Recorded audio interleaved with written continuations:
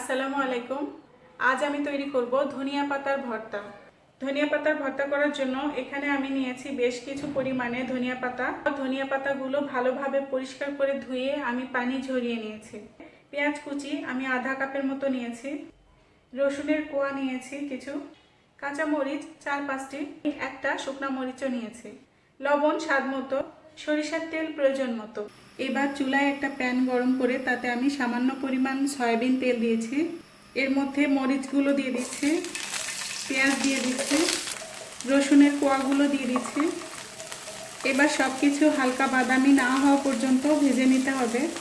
বেশি তেল দেওয়ার প্রয়োজন নেই, একদম গায়ে গায়ে তেল হলেই হবে। এই অবস্থায় আমি সরিষার তেল না দিয়ে সয়াবিন তেল ব্যবহার করছি। সরিষার তেল আমি পরে ভর্তা তৈরি করার সময় দিব।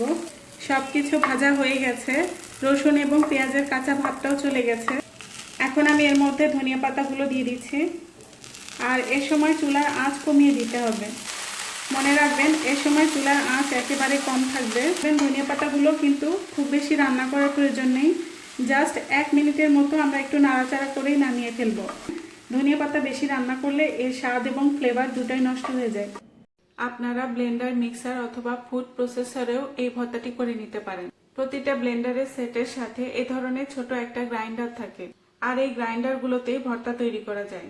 ভর্তা তৈরি করার জন্য যে গ্রাইন্ডারটা আপনারা নেবেন সেটার ব্লেড এ ধরনের হতে পারে। অবশ্যই মনে রাখবেন ভর্তা তৈরি করার জন্য যে মিশ্রণটা তৈরি করেছেন সেটা আগে ভালোভাবে ঠান্ডা করে নিতে হবে, তারপর এতে দিতে হবে। যেহেতু এগুলো প্লাস্টিক দিয়ে তৈরি, তাই কিছুতেই গরম ভর্তার মিশ্রণ এতে দেওয়া যাবে না। প্রথমে মরিচ এবং লবণ দিয়ে ব্লেন্ড করে পেস্ট তৈরি করে নিতে হবে।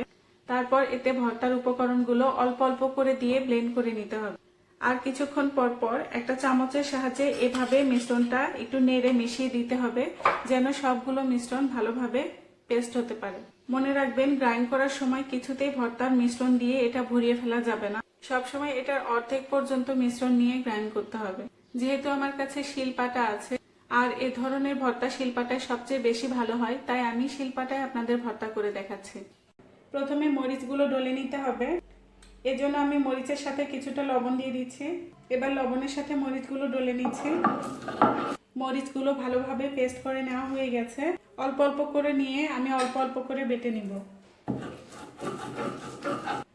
এখন প্রয়োজনে আরো সামান্য কিছু লবণ এবং পরিমাণ মতো সরিষার তেল মিশিয়ে নিলেই তৈরি হয়ে যাবে ধনিয়া পাতার ভর্তা। তৈরি হয়ে গেছে ধনিয়া পাতা ভর্তা।